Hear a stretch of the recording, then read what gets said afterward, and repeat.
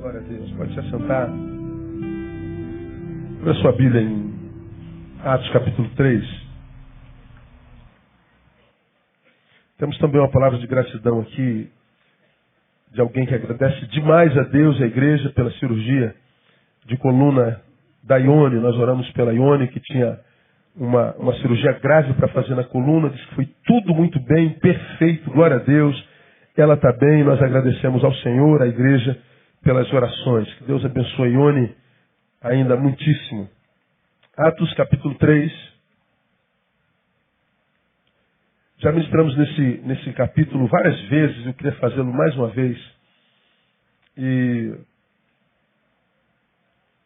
vocês entenderão por que desejo fazê-lo. É a cura de um aleijado, do coxo, daquele famoso coxo que estava sentado à Porta Formosa, cuja história você conhece muito bem. Mas há sempre alguém que não conhece.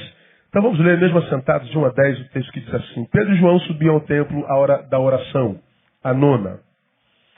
E era carregado um homem coxo de nascença, o qual todos os dias punham à porta do templo chamada Formosa para pedir esmolas aos que entravam. Ora, vendo ele a Pedro e João, que iam entrando no templo, pediu que lhe dessem uma esmola. Pedro, com João, fitando os olhos nele, disse: olha para nós. Ele os olhava atentamente, mas esperando receber deles alguma coisa. Disse-lhe Pedro: não tenho prata nem ouro, mas o que tenho, isso te dou. Em nome de Jesus Cristo Nazareno, anda. Nisso, tomando-o pela mão direita, o levantou. Imediatamente os seus pés e artelhos se firmaram e, dando ele um salto, pôs-se em pé. Começou a andar e entrou com eles no templo, andando, saltando e louvando a Deus.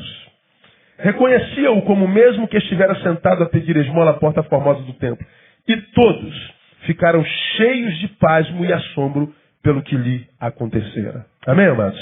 Mais uma expressão, mais um milagre de Deus na vida de um homem que estava impedido de viver a vida com plenitude. Nessa oportunidade, eu queria chamar a atenção dos irmãos para uma realidade que a gente pode praticar na nossa vida a partir do exemplo desse coxo. Nós vivemos um tempo em que a gente não confia em mais ninguém. Como eu preguei aos irmãos há bem pouco tempo atrás, nós vamos nascer no mundo, crescer no mundo, o ateísmo, que é a perda da fé em Deus. Deus não existe. Ateos. O homem não acredita mais em Deus. Bom, isso é notório. Nas academias, então, nas universidades, dizer que crê é quase razão para ser ridicularizado. Como nem todos os crentes têm personalidade e identidade cristãs, alguns nem dizem que crê porque não aguentam o escárnio. Porque se omitem e acabam sendo abraçados pela filosofia da academia e acabam por perder a fé logo. Então o ateísmo é uma realidade. Mas, como você já me ouviu falar, não cresce no mundo só a ausência de fé em Deus, cresce no mundo mais ainda a ausência de fé no próximo. É o que eu chamei de incredulidade antropológica. Quando eu não creio em Deus é ateísmo. Quando eu não creio no homem, eu não sei como é que é o nome disso. Então eu dei o nome de incredulidade antropológica. Eu não creio no antropos, no meu semelhante. Eu não creio no homem. O outro não é alguém, como a palavra diz, a ser amado. É alguém a ser desconfiado. A gente não acredita mais na bondade humana. Se você está precisando de um favor, aparece um sujeito te fazendo um favor assim do nada, você logo liga as antenas e fala assim: pô, qual é esse cara? Quer chegar onde? Tem uma segunda intenção nisso. A gente desconfia da bondade alheia. Quando vem uma punhalada nas costas, já sabia, você espera, todo mundo é assim, né? Caramba. Quando você fala mal de alguém, por exemplo, fofoca, não há ninguém que te reprima. Não fale mal do teu irmão, rapaz, o que é isso? Agora quando você fala assim, ó, eu amo demais essa pessoa, rapaz, eu sou apaixonada por ela, como eu tenho admiração, olha a idolatria, hein?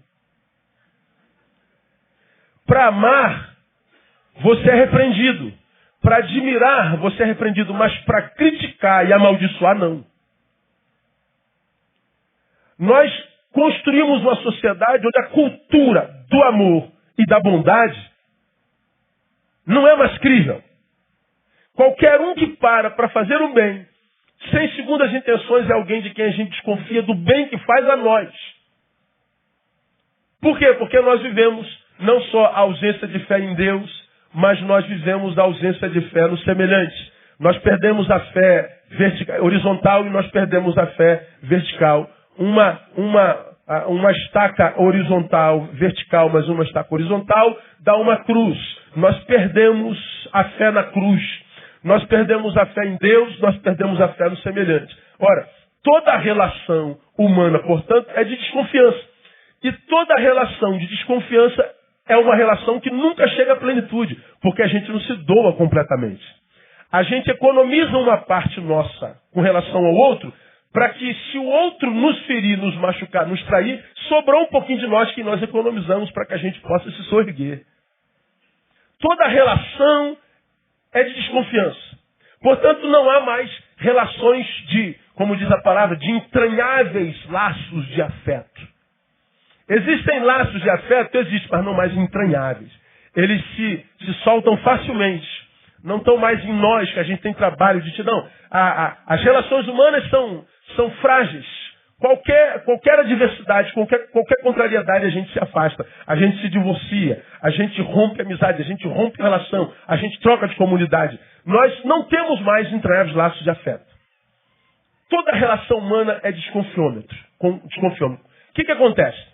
Se eu não me dou, eu não colho como doação ninguém. Portanto, eu nunca encontro plenitude.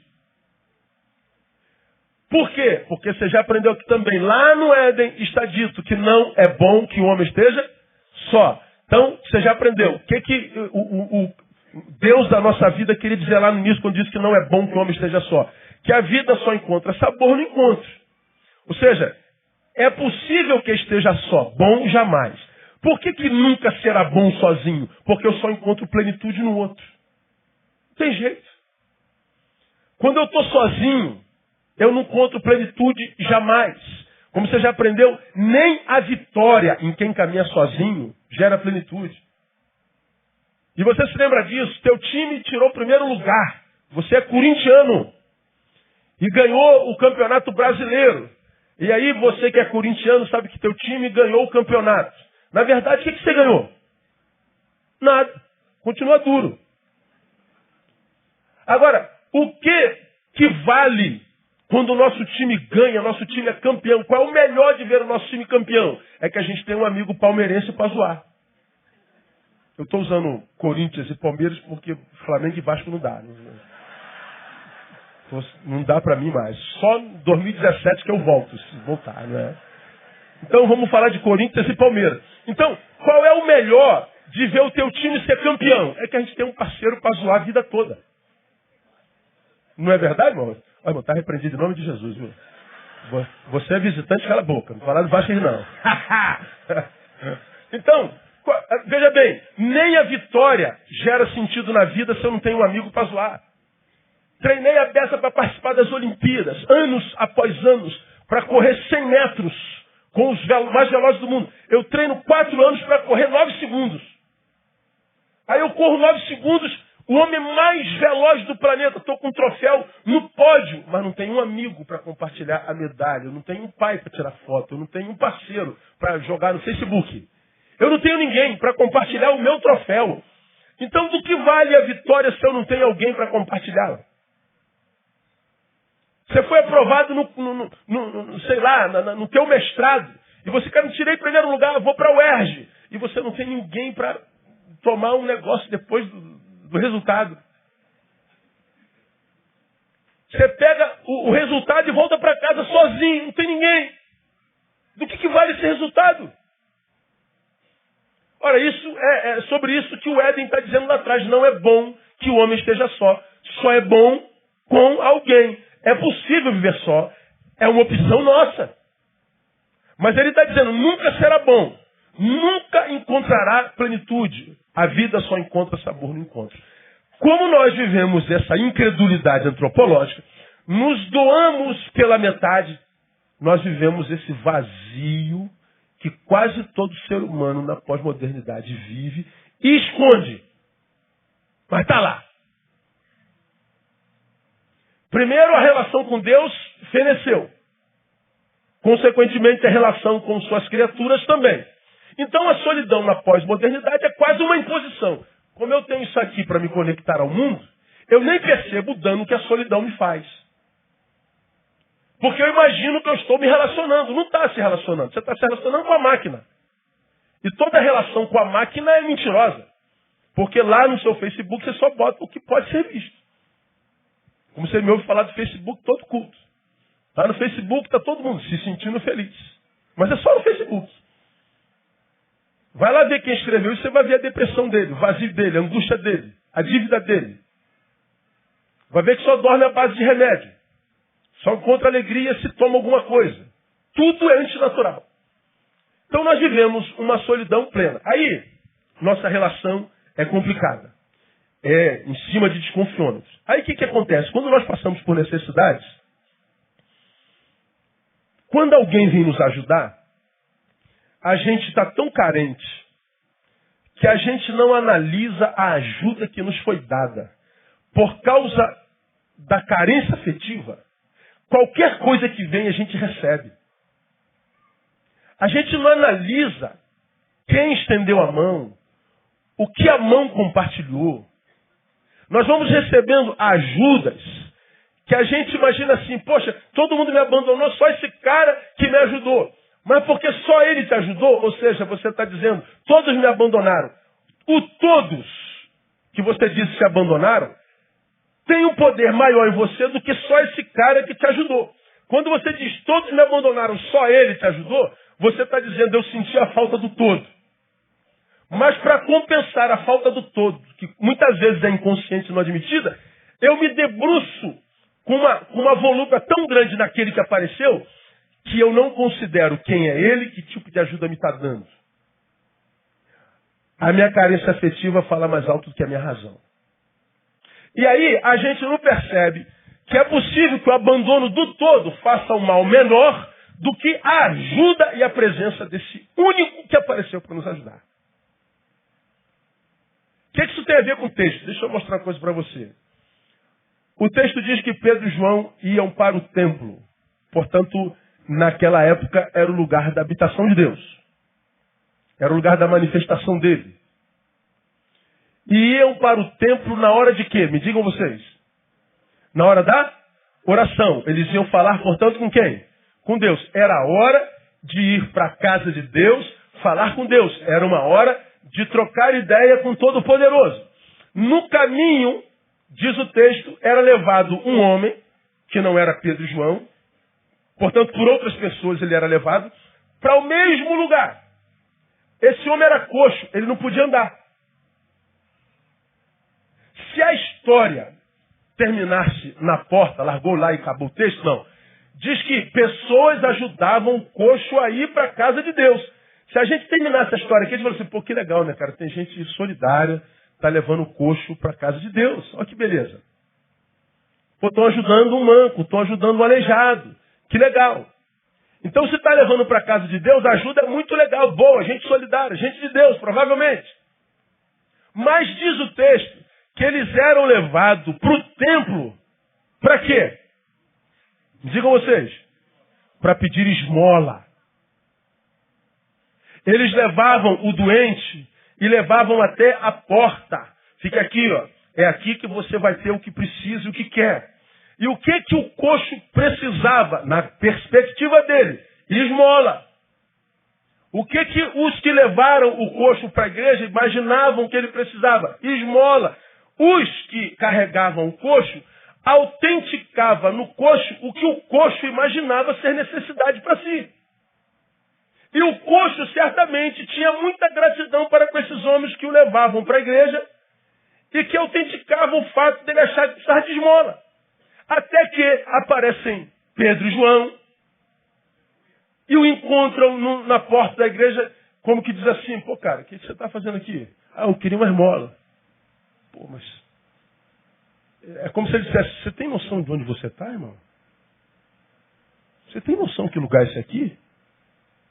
Você tem noção de que hora é essa? O coxo estava ali, um tempão, mas ninguém disse a ele, ou perguntou a ele, se ele tinha noção de que lugar era aquele, que hora era aquela. Todos que passavam jogavam uma moedinha. Olha como é que eu sou solidário, uma moedinha. Moedinha. Olha como é que eu te ajudo. Olha quanta gente passou e não me ajudou. O Neil me ajudou. Olha que beleza. Por isso que eu gosto do Neil. O Neil é amigo, o Neil é bênção, é homem de Deus. Toda vez que ele passa, me dá uma moedinha. Ora, será que a moedinha que jogavam a ele era uma ajuda mesmo? Na perspectiva do coxo, era. Na perspectiva dos amigos, também era. Agora, na perspectiva de Pedro e João, não. Pedro e João fala assim, brother, você não tem noção onde você está. Você está na casa de Deus, cara. Você não tem noção de que hora é essa. Isso é hora de oração, cara. Você não sabe o que o Deus dessa casa, quando a gente ora, pode fazer na nossa vida, cara. Você não tem noção não, meu. Aí eles falam assim, olha para nós. Quando ele levanta o rosto e olha para eles, diz o texto, ele olhou para eles esperando receber deles alguma coisa. Numa casa espiritual, desejando uma coisa material. E por que ele está numa casa espiritual, desejando uma coisa espiritual? Porque os que o ajudaram até então, que ele chamava de amigo, de brother, de solidário, de gente que chega junto, de gente maravilhosa, de gente de Deus, gente boazinha, era gente que olhava para ele e só via um coxo, só via um mendigo. Era alguém que não olhava para ele na perspectiva de futuro, porque ele olhava com fé e autenticava a sua miséria. E ele chamava de amigo. Pedro e João diz assim, olha cara, tu está querendo receber uma coisa, deixa eu te falar. Eu não tenho prata nem ouro, estou duro. Imagina o coxo, eu quero uma coisa, você diz que não tem essa coisa, o coxo poderia se frustrar na mesma hora. Então vaza daqui, seu durango, miserável. Vaza. O coxo certamente se frustra, mas Pedro e João não param a história aí. Eu não tenho prata nem ouro, mas eu tenho uma coisa que é o que você não imagina precisar. Teus amigos, nenhum deles sonhou em que você poderia receber. Mas nós que temos intimidade com Deus dessa casa, dentro da qual você está a vida inteira, sabemos que você precisa, é o que nós vamos te dar. Em nome de Jesus Nazareno, levanta! E ele pega na mão do coxo, o coxo levanta.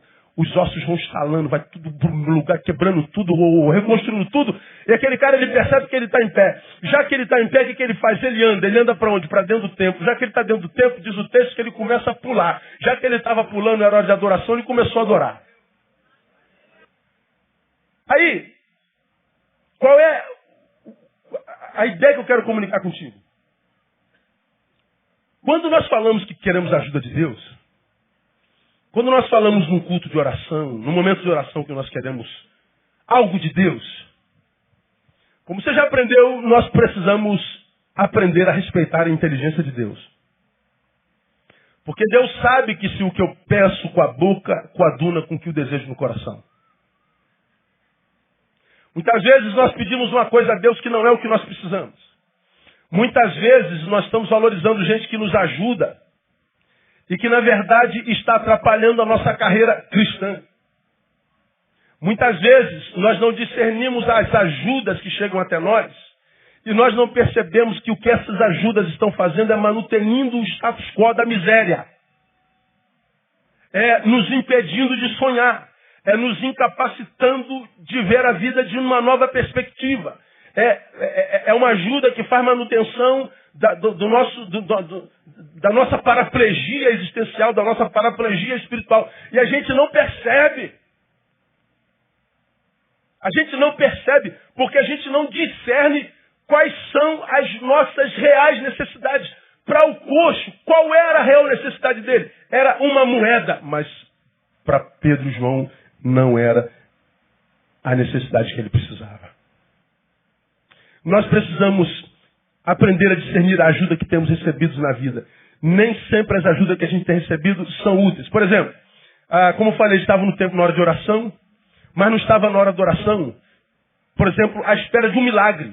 Eles estavam na hora da oração, à espera de uma coisa. Eles estavam no lugar espiritual, esperando uma coisa material. Há uma incongruência existencial sem precedentes. Deus percebe que o cara está no lugar onde o milagre pode acontecer, Mas, embora precise de mais do milagre, ele está pedindo a Deus uma coisa, ou ele está suplicando por uma coisa que ele não necessita. Ora, se Deus não percebe em você discernimento para saber o que de fato precisa, o que Deus faz é entregar você a você mesmo. Deus poderia ter curado aquele coxo antes. Mas por que Deus não fez? Porque ele ainda não tinha consciência do que necessitava. Ele não tinha maturidade para receber o que precisava. Estavam dando a ele uma coisa que fazia a manutenção da sua própria miséria. Estavam oferecendo a ele uma ajuda que ele não precisava. E a ajuda que ele recebia e não precisava gerava nele gratidão pela miséria que era manutenida pela moeda. Quantas vezes nós passamos por isso sem perceber? Há um versículo em Provérbios 25, 20. Abre a tua Bíblia em Provérbios 25, 20. Você vai entender melhor o que eu estou querendo ministrar ao teu coração. Provérbios 25, 20. Diz assim, ó. Provérbios é um livro maravilhoso, né? 25, 20 diz assim, ó. O que entoa canções ao coração aflito é como aquele que despe uma peça de roupa num dia frio e como vinagre sobre a chaga. Vou repetir. Aquele que entoa canções ao coração aflito é como aquele que despe uma peça de roupa no dia frio. Imagine você no inverno na Suíça, 40 abaixo de zero. Aí o texto está dizendo assim, ó, Leil, se a pessoa está com o coração aflito e você chega ali, vamos cantar um corinho, irmão, para animar? Vamos cantar um corinho para ficar alegre, irmão? Para ficar alegre, vamos esquecer essa tristeza? Ele está dizendo assim, é como se você levasse ele para a Suíça para tirar umas férias lá. Chegasse lá nos Alpes suíços, aí você tirava o casaco dele. É a mesma coisa que você fez. Vai matar ele de frio. Essa cançãozinha, essa fuga da angústia, essa maquiagem da tristeza, o texto está dizendo, é uma desgraça. O que o texto está dizendo? Se você está aflito, mergulha na sua aflição. Chora o que precisa ser chorado. Vive o teu luto. Não maqueia esse negócio. Não finge que está tudo bem. Admita a tua miséria. Viva a verdade, que o Deus da verdade então vai mudar a tua história.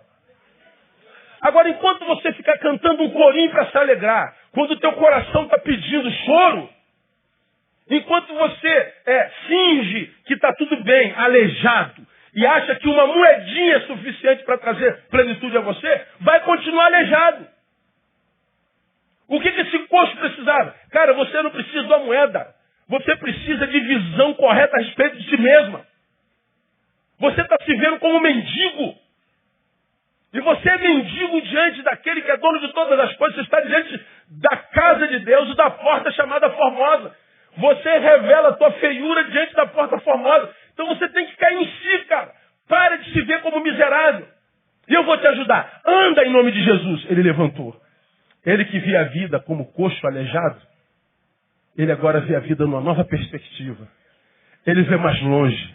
Ele se enxerga melhor. Ele agora vê a sua perna ereta. Ele vê gente no olho. Ele vê a vida com uma nova postura. E aí você vê que muda completamente. Já que eu estou em pé, eu ando. Já que eu ando, eu pulo. Já que eu pulo, eu adoro. Olha a alegria chegando. Acabou a vergonha. Acabou as musiquinhas que eram cantadas através da moeda. Porque ele mudou a visão de si mesmo. Ele não maquiou a sua desgraça. Ele não maquiou a sua derrota, a sua vergonha. Por que há tanta gente frustrada com Deus hoje? Por que quer que Deus abençoe a esse ser no qual, quem sabe, você se tornou maquiado? Você vem para a igreja maquiado e vende uma imagem para Deus que Deus sabe que não tem nada a ver com a tua realidade. Deus nessa noite está dizendo, para de usar essa fantasia de que está tudo bem. Para de usar essa máscara de que você está ungidão. Entra no teu quarto e se derrama. Mostra para ele onde é que está aleijado no teu corpo, na tua alma, no teu espírito. E você talvez vai ver Deus colocar de pé no nome de Jesus. Porque Deus não trabalha com fantasias, irmão. Então você precisa saber de quem você tem recebido ajuda. Porque é como aquele irmãozinho que chega na igreja. Ele está muito triste, está muito magoado. Está muito ferido. Muito ferido. Ele está deprimido. Por quê? porque ele está escalado para cantar na igreja. Que dia é hoje do mês? No dia 16 de dezembro, na igreja Batista Betânia, na quarta-feira. Mas aí a Marta ligou para ela na segunda-feira dizendo: olha, irmã, vamos cancelar o seu solo, porque a banda que pediu para cantar só pode nesse dia, a gente quer dar oportunidade para eles. Eles são de fora, só eram da casa, está tudo bem? Ela disse: está tudo bem, irmã Marta. Mas aí a amargura entra. Já aconteceu isso? Meu Deus, olha. A amargura. Não, irmã Marta, está tudo bem. Mas a amargura entrou. Daqui a pouco ela começa: deve ser porque eu sou preta. Isso é preconceito. Deve ser porque eu sou gorda. Deve ser porque eu sou pobre. Deve ser porque... a amargura começa a gerar nela alimento para o diabo. Aí ela chega na igreja como quem perdeu a mãe ontem à noite. Triste. Aí uma irmã chega assim: ô irmã fulano, a senhora está triste? Eu estou muito triste, irmã. Estou decepcionado com a minha igreja, com a irmã Marta. O pastor Nil também deve saber, deve ser culpado disso. O que houve, irmã? Não, eu ia cantar no dia 16, ela adiou, botou para quarta-feira, dia 23. Estou muito magoado. Aí você encontrou outro doente da igreja sentado do teu lado. Ah, irmão, tem razão. É verdade. Isso aconteceu comigo em 2002, irmão, aqui nessa igreja. Em 2002, eu ia cantar também numa quarta-feira. Eu também nunca mais quis cantar, irmã. Nunca mais cantei. Magoei mesmo. E aí ela bota a mão e fica assim: vamos orar juntos. Ó Deus, tem misericórdia de nós dois. Somos injustiçados nessa igreja. Aí essa irmã que foi cancelada hoje, acha nessa irmã a melhor amiga do mundo. Olha, eu encontrei uma amiga na minha igreja. Poxa, ela é uma bela, ela entende a justiça, a injustiça que a minha igreja me fez. Ela entende o quanto eu sou injustiçada nessa vida. Entende essa irmã? Glória a Deus pela sua vida. Glória a Deus. E não sabe que essa irmã foi alguém que o diabo colocou do teu lado para alimentar exatamente a tua mediocridade, sua burra. Mas você acha que todos te abandonaram e só ela que te compreende. Você não sabe que é só ela que está te matando.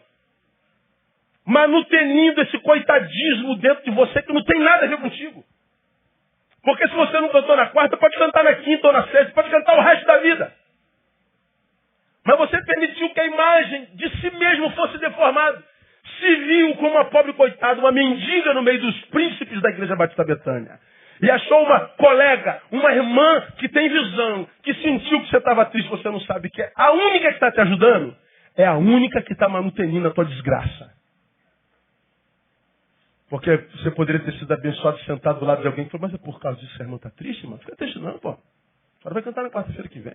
Não, mas eu queria nessa quarta-feira. Eu já tinha falado com o meu vizinho que eu ia cantar, ele vinha. Eu estou meio interessado nele, eu queria que ele visse minha voz. Então tinha que ser nessa quarta-feira. Aí o irmão falaria assim: não, irmão, então a senhora não está querendo cantar para Deus, só está querendo cantar para o vizinho, mano. Não, mas é o irmão que está entendendo isso, irmão, não é nada disso não. Aí não, irmã, isso não é razão da senhora estar aborrecida não, irmã. Isso não é razão não. A senhora é adoradora, se não canta hoje, canta amanhã, canta no box hoje à noite, quando a senhora for tomar banho. Deus vai ouvir da mesma forma. Aí, irmão, não estou te perguntando nada. Pronto. Aí tu vai embora. E não sabe que é esse irmão que está te contrariando que de repente é quem Deus estava usando para te abençoar. A gente não percebe as ajudas que a gente tem recebido. A gente não percebe porque não discerne a nossa real adversidade. Por isso que o texto está dizendo: olha, se o cara está angustiado, não canta uma musiquinha não, cara. Faz ele chorar. Agora, se o cara está alegre, não diz assim: você está alegre demais, baixa a bola. Nada, tem que pular mesmo, irmão. Tem que fazer o churrasco, chamar o pastor e chamar todo mundo, chamar a igreja. Tem que fazer festa. Então, nós precisamos discernir a nossa real carência. Precisamos discernir a nossa real necessidade. Porque senão aparece um filho do diabo com o nome de Jesus na boca, manutenindo a minha paraplegia. Quem está entendendo? Eu estou entendendo essa palavra, pastor. É o que está acontecendo com esse coxo. Um monte de amigos manutenindo a sua mendicância. Um monte de amigos manutenindo a sua mediocridade. Aparecem dois estranhos. Fica de pé, rapaz. Você não tem noção de onde você está. E que hora é essa? Isso é hora de oração. Isso aqui é a casa do Todo-Poderoso. Você não sabe o poder da oração e decidir sobre para quem a gente ora. Ele experimentou porque apareceu alguém que ministrou a ele o que ele realmente necessitava. Entendeu, irmão? Cuidado com as ajudas que você tem recebido. Com essa relação pela metade que a gente tem. Nós não temos relações de amor sinceras, verdadeiras. Então as ajudas nem sempre são bem intencionadas. Precisamos desconfiar até dos nossos amigos. Lamentavelmente. Devemos discernir a origem do nosso sofrimento. E porque a ajuda, ela pode ser conivência, como era dos amigos, mas ela pode ser também impunidade. Eu não sei por que esse cara está aleijado. Eu não sei por que esse camarada não cantou hoje à noite. De repente o culpado não foi a Rota 33, deve ter pisado na bola, mas não, você não está em condições de cantar. Você não está em condições de ministrar. Aí você passa a mão na cabecinha dela, tadinha. Você ou está sendo conivente, ou você está autenticando a impunidade. Em alguns casos, a dor que uma pessoa sente é a única forma de salvá-la. Você me viu pregando aqui há bem pouco tempo atrás, sobre o Apocalipse, está lá para as cartas do Apocalipse. Se eu não me engano, por 13 vezes. Quem tem ouvidos, ouça o que o Espírito diz à igreja. Quem tem ouvidos, ouça-me. Quem tem ouvidos, ouça-me. Quem tem ouvidos... Por que se repete no Apocalipse tantas vezes quem tem ouvidos, ouça? Simples. Porque no tempo do fim, uma das marcas daquela geração seria a perda da escuta espiritual. Jesus sabia que a geração do fim não ouviria mais de primeira. Seria uma geração que não teria mais escuta do Espírito Santo. Já não teria paixão pela palavra de Deus. Já não teria escuta espiritual. Quem é terapeuta aqui, quem é psicólogo, sabe do que eu estou falando. É escuta terapêutica. Você, quando vai atender um paciente, primeiro você faz alguns testes sem que ele saiba o que está sendo testado, para saber se ele tem escuta terapêutica. Se ele não tem escuta terapêutica, você diz, olha, infelizmente eu não vou poder te atender. Por quê? Eu não vou poder te atender. Alguns dizem razão, outros, na maioria, não. É porque tem gente que não tem escuta terapêutica, não tem como fazer terapia com ele. Quem trabalha com hipnose sabe, os hipnólogos fazem os seus testezinhos, principalmente aquele que você faz assim, ó. Se o dedo cola, você é apto para ser hipnotizado, senão não. Então, tem um monte de gente passando por hipnose, inclusive nas igrejas evangélicas, e nem sabe. Então, quando o tratamento é esse, a gente quer saber se o sujeito ele é capaz de receber a terapia. Bom, por que está lá no Apocalipse, quem tem ouvido, ele está dizendo assim, se você é daqueles poucos que no final ainda tem escuta espiritual, usa a tua escuta espiritual com discernimento, porque você vai ouvir muitas vozes parecidas com a do Cristo, mas não será dele. Você vai receber muita ajuda em nome de Jesus, que Jesus não tem nada a ver com isso. Nada. Aguça a sua escuta espiritual. Aguça. Para que você não seja enganado e não engane absolutamente ninguém. Nós precisamos entender isso. Não é? Algumas dores que acometem os seres humanos hoje em dia, só os acometeram porque eles não ouviram. Desobediência. Não quiseram ouvir. E você fala, meu filho não faz isso, amor não faz isso, amor não faz aquilo. Cara, você não está vendo? O cara está cego. Ele não ouve. Aí vai, cai no buraco. Vive uma porcaria de vida, como aconteceu com o filho próprio. Transforma ele no construtor do próprio chiqueiro. Ele é um construtor de chiqueiro, vai viver uma porcaria de vida. Só no chiqueiro que ele cai em si, diz o texto. Aí ele se arrepende e volta. Por que o filho se arrependeu e voltou? Porque ele conheceu o chiqueiro. Ele só foi salvo porque ele chegou no fundo do poço. A dor salvou ao filho. Pô, eu estou aqui comendo com porco e os empregados de meu pai estão lá sentados na mesa com a família dele, vivendo vida de príncipe. Olha a besteira que eu fiz comigo. Meu. Mas eu vou me arrepender e vou pedir perdão. Ele se levanta, volta, pede perdão e ele é reconciliado. Por que ele foi salvo? Por causa da dor. Quando a gente intercepta, muitas vezes, a dor de um sujeito que não quer ouvir, nós estamos na interceptação da dor manutenindo a queda. Dá para entender isso? Porque às vezes é preciso deixá-lo sentir dor para que a queda acabe. Então, ou nós aguçamos a nossa capacidade de saber a ajuda que recebemos e da ajuda que damos, ou nós podemos estar cometendo erros graves, ajudando quem precisa sentir dor, ou sonegando ajuda para quem não merece aquela dor.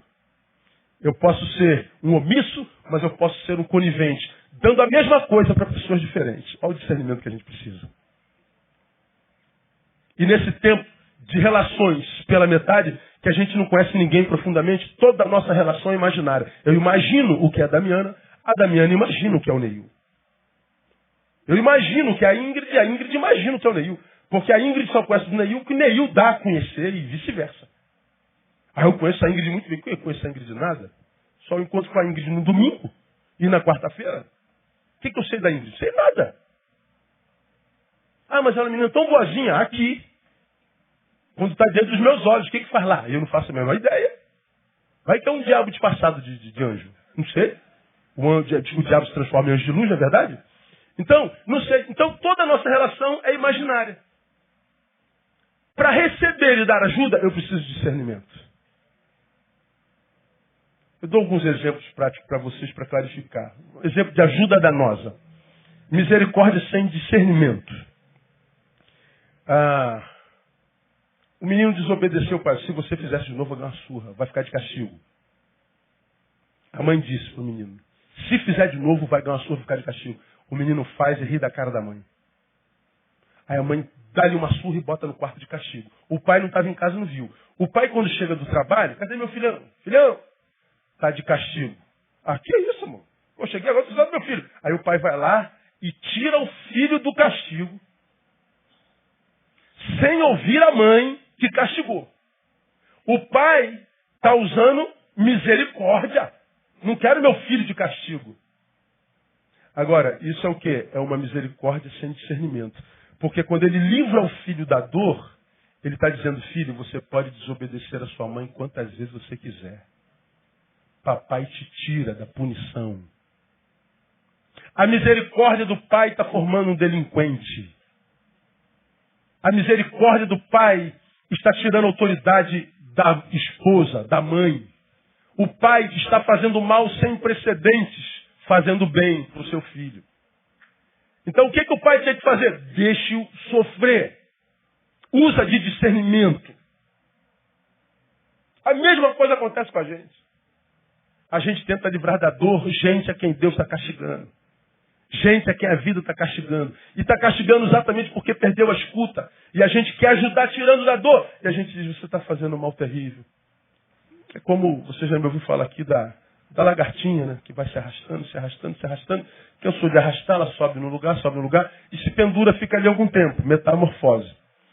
Ela se envolve naquela crisálida, né? Aí você diz, tadinha, ela está presa nesse negócio. Tadinha, eu vou tirar ela daí. Você pega uma giletinha e livra a lagarta da crisálida. O que você está fazendo? Eu estou libertando a lagarta. Não, você está mantendo-a rastejante. Porque se você a deixasse passar pela crisálida, pela crise, você ia perceber que daqui a alguns dias ela ia voar. A sua misericórdia está impedindo altos voos. A sua misericórdia é uma desgraça. Era o momento de você se silenciar. Quanta gente ajudando a gente, atrapalhando a gente de crescer. Quanta gente impedindo a gente de sentir dor, sonegando uma exortação, sonegando uma disciplina para nos poupar da dor. Na verdade, está nos sonegando um futuro abençoado. Era como aconteceu com esse coxo. Cuidado com as ajudas que você tem recebido na vida. Cuidado com essa gente que tem misericórdia diante do teu erro. E você diz, é meu brother, pastor, estamos juntos, você é meu amigo. Toda vez que eu sacaneio minha mulher, ele me cobre. Ele diz que eu estava com ele. Não é teu amigo, irmão. Ele não tem que te caguetar, eu acredito. Mas ele diria para você, não, brother, olha só, eu não vou te ajudar a fazer isso, não. Tua mulher não merece isso, não. Eu sou teu amigo, eu não vou deixar você fazer. Comigo não, irmão. Eu te considero demais para ser conivente com isso que você está fazendo com a tua mulher, com o teu marido. Mas porque ele encobre o teu erro, você diz, é meu brother. Não, você não sabe que você está aliançado com o teu assassino. Ele está assassinando com você a tua família. Está entendendo essa palavra ou não? Preciso ter discernimento. Outra coisa que eu preciso aprender nesse texto, que para mim também é tremendo, acho que vale a pena. Nós temos necessidade de não deixar fenecer em nós o desejo pelas coisas espirituais. Aqui o exemplo vem dos apóstolos. Diz que eles iam ao templo na hora da oração. O coxo também, mas o coxo atrás de uma coisa material. E os apóstolos atrás de uma coisa espiritual. Eram apóstolos, eram de Deus e oravam. Eles tiveram oportunidade para servir. Tiveram discernimento para dar a ajuda correta. Tiveram discernimento para perceber que eles podiam ajudar. tiveram a honra de ser alguém por quem Deus passou para atingir alguém. Alguém de ser visitado por Deus para ser canal de Deus na vida de alguém. Por quê? Porque eles oravam. Eram homens, apóstolos, que não abriam mão da vida espiritual. Isso é cumprir o que Jesus diz em Mateus. Busca primeiro o reino de Deus e as demais coisas serão acrescentadas. Então, o que a gente vê como coisa recebida na vida dos apóstolos? Primeiro, sentido na vida. Porque oravam, eles eram úteis a Deus e ao próximo. E o que faz a vida de um ser humano plena não é as coisas que ele ajunta. É a utilidade que ele tem na vida. É achar o seu lugar no mundo. É viver uma vida que se auto-justifique. Para que você existe, meu irmão? Eu existo para servir. Eu existo para ajudar. Veja as minhas obras. Olha a minha história. Veja que o que eu sou está esparramado na vida de tanta gente. Veja quanta gente contaminada pela bondade de Deus em mim, pela misericórdia de Deus em mim. Veja quantas famílias, histórias, pessoas Deus alcançou, usou através de mim. Eu já posso morrer, porque a minha história já justifica a minha existência. Quantos de nós têm esse privilégio?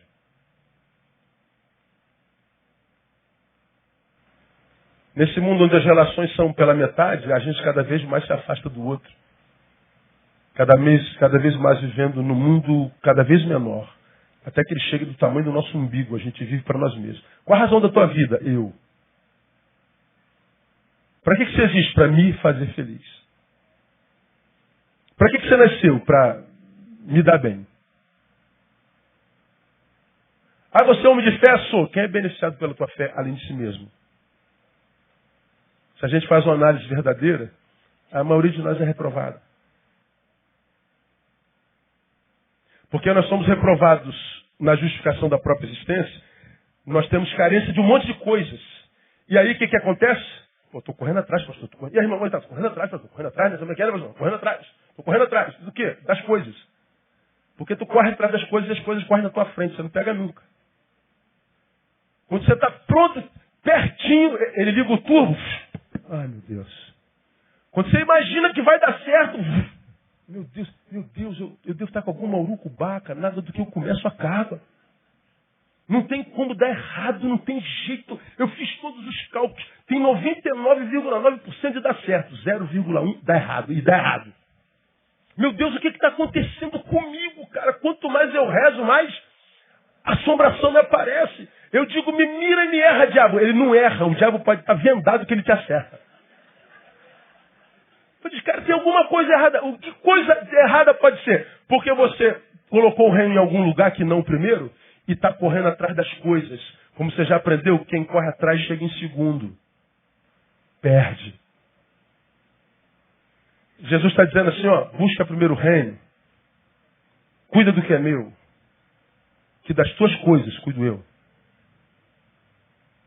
E eu fico pensando, cara, como é que a gente pode não obedecer a uma proposta maravilhosa dessa? Tem vezes que a gente quer administrar a nossa vida, a gente perde o controle, faz besteira, né? Diz o que não devia dizer. Na hora de calar, fala. Na hora de falar, cala. Quando está com raiva, em vez de contar de 1 a 1.500, fala uma bobagem e acaba com o relacionamento. Ah, meu Deus, me perdoa. Tarde demais, meu. Palavra não volta mais. Aí eu estava com a cabeça quente. Pois é, enfiasse a cabeça dentro d'água. Mas não produzisse, cumprisse a palavra que diz irai-vos, mas não pequeis. Quer dizer, quando você estiver irado, não produza. Mas a gente não consegue, a gente vai fazendo besteira. A gente vai atropelando tudo, mas eu não consigo me controlar. Por que você não consegue se controlar? Porque quem administra suas coisas, suas emoções, é você. Se você buscar essas coisas de Deus, você só, Deus, eu não quero nem saber dessas coisas, é contigo, filho. Porque você está cuidando do que é meu, filho meu. Do que é teu, cuido eu. Você acha que tem melhor gestor para a nossa vida do que Jesus de Nazaré? Busca o primeiro reino. Mas a gente busca a oração por último. Depois que eu tento tudo, vou ter que orar mesmo. Já fiz de tudo, sobrou só oração. Vou orar. Tá aí, Deus. Vou orar, hein? Já tentou de tudo. Não adianta orar, irmão. Senta e chora, senta e chora, senta e chora.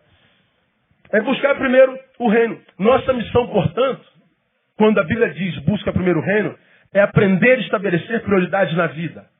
Qual era a prioridade do coxo? Moeda. Coisas. Não era o reino diante do qual ele estava, representado no templo. Nós vivemos a mesma coisa. Quando Jesus diz assim, busca primeiro o reino, ele está dizendo, aprende a estabelecer prioridades. E mais, quando ele diz, busca primeiro o reino, Jesus está admitindo que nós temos outras buscas a fazer. Eu reconheço a tua necessidade de ter um amor, de beijar na boca. Eu reconheço a tua necessidade de ter uma carreira. Eu reconheço a tua necessidade de ter teu dinheirinho, ter tua casinha, ter teu carrinho na garagem. Dar uma fugidinha para Búzios nas férias, descansar um pouquinho com o meu carrinho, um peixinho frito ali na beira da praia. Eu reconheço a sua necessidade. Eu sei que você tem que emagrecer, claro, minha filha. Eu sei, estou vendo, minha filha. Eu sei que você precisa emagrecer. Eu estou ciente, eu não sou cego. Eu sei que você tem um monte de coisas a buscar. E eu reconheço e admito. Mas, minha filha, meu filho, busca primeiro o reino. Eu sei que existem outras buscas a serem feitas, que você necessita. Mas bote em primeiro lugar o reino. E as outras coisas, Deus, deixa comigo. A coisa principal é fazer da coisa principal a coisa principal. Nesse caso, o reino de Deus. Senão, irmão, a gente vai continuar tentando arrumar o nosso reino até morrer. A gente envelhece e não aprende. Quantos de nós aqui, 50, 60 anos, está com a vida toda embaraçada? 70 anos, todo embaraçado. Meu Deus, tu não tem nem mais um fio de cabelo preto na vida. Nem cabelo você tem mais. E a vida está embaraçada. Em 60 anos não deu para aprender? Não dá. Tentar administrar o nosso reino é impossível. E Jesus sabia disso e diz, então, Neil, deixa que eu administre esse negócio. Cuida do que é meu. Aí você vai entender que é muito mais fácil agradar a Deus do que agradar os homens. Irmãos, é mais fácil falar com Deus do que comigo. Quantos tentando marcar horário comigo? Mas com Deus? Deus é facinho, facinho. Se tem um cara fácil na vida é Deus. E a gente dispensa Deus para ficar correndo atrás de homens. Como se o homem fosse o Deus que eu precisava para resolver a minha vida. Quando você já ouviu que quando ele foi levantado do túmulo, o véu se rasgou. O santíssimo lugar, que era uma especialidade do sumo sacerdote, se tornou explícito para qualquer um que vivia no átrio. Ele está dizendo, o véu se rasgou desde a ressurreição. A aliança, a arca da aliança, a presença de Deus está disponível para qualquer um que a deseje. Agora, naquela perspectiva que diz lá no Velho Testamento, buscar-me-eis e me achareis, quando me buscardes, de todo o vosso coração. Nosso problema é espírito coronariano. Falta coração. Quando a gente busca primeiro o reino, é ter prioridades certas, e dessas prioridades certas, saudáveis, a gente então começa a receber os demais suprimentos. A gente vê isso na vida do coxo. Por exemplo, porque o reino chegou, a justiça e a equidade chegou. E quando o reino e a justiça desse reino chega à nossa vida, a primeira coisa que ela faz, restaura a dignidade. Olha para nós. Para de ficar olhando para o chão, como se você fosse menor do que nós. Olha para nós. Como quem diz, nós somos você amanhã. E o coxo poderia perguntar, por que vocês acham que vocês sou eu amanhã? Porque nós fomos você ontem. Já fomos coxo também, já fomos cego também. Já tivemos nossa paraplegia. Você está olhando para nós? Se Deus fez com a gente, vai fazer contigo também. Anda! E ele levantou. O que o reino faz? Restaura a dignidade. Você acha que Deus tem prazer em ver seu filho andando de cabeça baixa? Quando você passa por aquela calçada, o teu credor passa por outro, você tem que trocar de calçada. Você acha que Deus tem prazer na tua vergonha? Na tua humilhação? Se o reino chega, a primeira coisa que faz, restaura dignidade. Ele faz da tua vida um referencial. Olha para nós. E não é porque eu tenho muito, sou exemplo de vitória, não. É porque se eu estou de pé, você também pode estar de pé. Eu passo a ser a esperança dos miseráveis. Porque eu fui um deles. É o que Deus espera de cada crente. É o que Deus espera de cada igreja.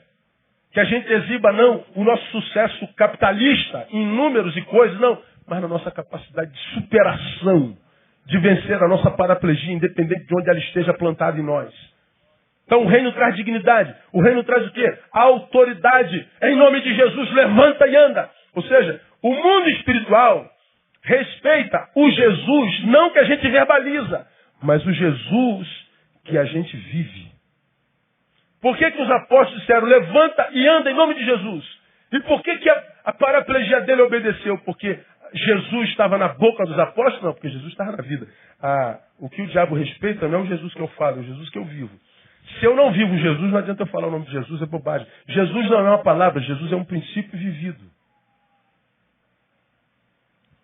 Ou eu vivo esse princípio chamado Jesus, ou Jesus na minha boca é como Neil na minha boca.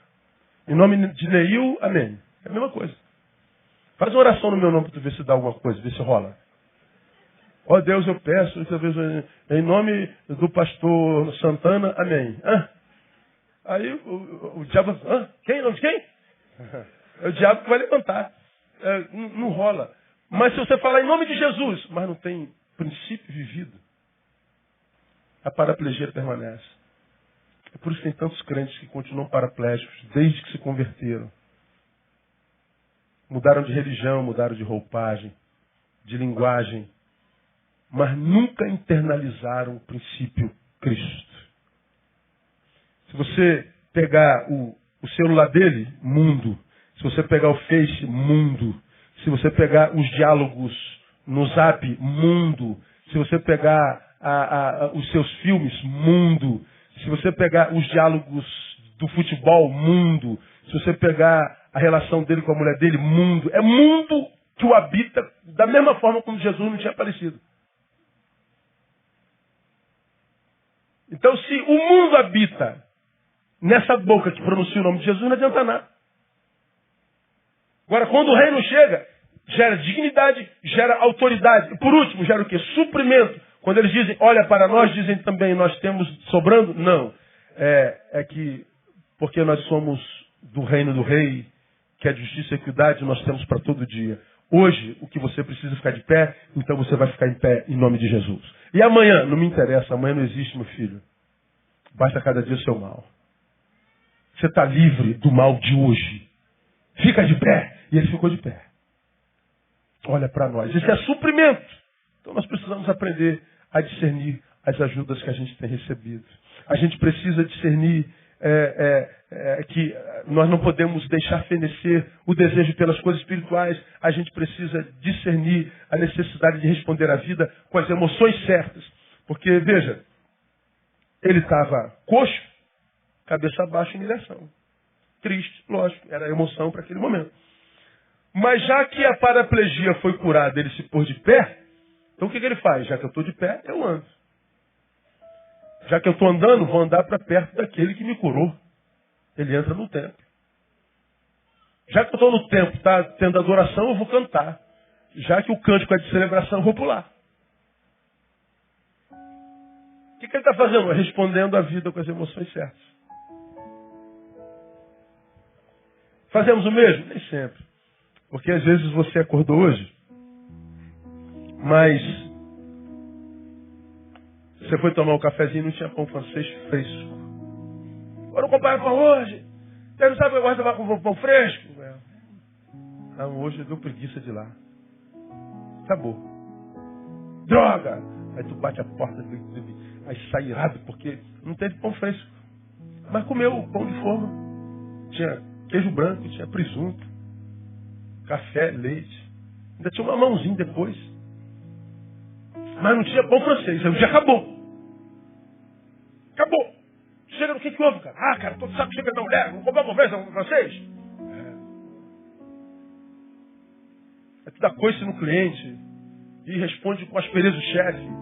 E chega na faculdade e dá coice em todo mundo. Que coisa, mano? É o pão francês de manhã. Aí tu chega no final do dia, você faz uma análise do teu dia e Deus faz junto contigo. Filho, vamos olhar para o teu dia. Vamos ver se você tinha mais motivo para celebrar ou para chorar. Teu problema foi só o pão francês lá no início. O resto do dia foi tudo certinho. 1000 caíram ao teu lado, 10.000 à tua direita, você não foi atingido. Mas você chega ao final do dia murmurando, reclamando, chorando, quando você devia estar pulando, saltando, celebrando. Porque não teve pão francês, mas teve pão de forma, teve queijo, teve presunto, teve mamão. Mas você, em vez de dormir grato, dorme murmurante. Se você fosse Deus, o que você faria? Por isso que você não é Deus. Se eu fosse Deus, eu seria o diabo. Deveríamos ter chegado ao final do dia cantando, celebrando, mais um dia. Não, no caso do pão francês. Desgraçado pão francês que não apareceu lá. Está entendendo o que eu estou falando, senhor? É assim que a gente é ou não é? É assim que a gente é. Aí a vida olha para nós com... A vida fica de mal. A vida fala, dá o dedinho aqui. Está de mal contigo. Aí a vida fica de mal com a gente com razão. Porque a gente, em vez de celebrar o dia, a gente deixa de celebrar o dia inteiro por causa do pão francês que faltou de manhã. E o pior, faz isso achando que está cheio de razão. Oh, vida desgraçada. Como é que pode ser um pão francês? Como é que a vida vai ser sem pão francês, meu Deus do céu? Aí Deus fica olhando assim, poxa vida, assim, meus filhos não aprendem nunca. Eu tiro do Egito, chega no mar, eles acham que abandonei. Eu abro o mar. Mato os inimigos todinhos, chega do outro lado e eles reclamam porque não tem pão. Não tem água. Aí eu firo a rocha, tiro água da rocha, porque é miserento, eles tirou pra gente morrer de sede aqui, toma água aí. Aí passa mais algumas horas, tirou de gente para morrer de fome, aí aparece pão do mato. Aí come o pão, não guarda não porque vai estragar, mas ele guarda assim mesmo, miserento. Ele não tem fé. Aí chega no outro dia, tá vendo? Estou com fome de novo, cai galinha do céu. E o povo continua murmurando. Eu falei, Deus, se há um negócio que tu tenha, paciência.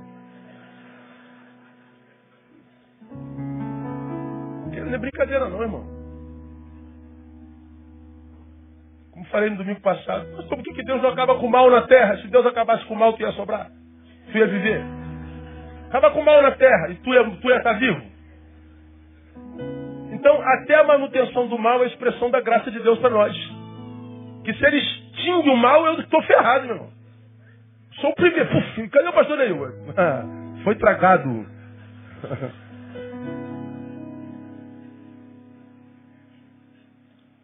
Só estamos vivos pela graça. É graça. Se ele não nos olhar pela lente do sangue, como você já aprendeu aqui, ó, Deus olha lá de cima. Eu para olhar esse peso de papel aqui embaixo, eu olho pelo meu óculos. Quando Deus olha para nós aqui embaixo, o óculos de Deus é o sangue do Cordeiro. Quando Deus olha de cima para nós, Ele não me vê com a blusa branca e preta, com calça jeans. Ele me vê todo vermelho. Eu estou banhado pelo sangue do Cordeiro. O sangue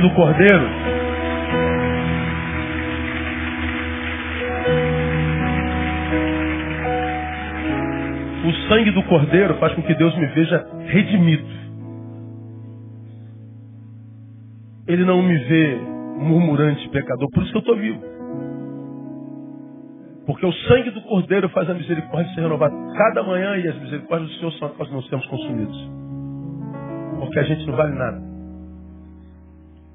Então, meu irmão, como eu falei lá na gotinha de sabedoria, Jesus chorou porque Lázaro não podia viver.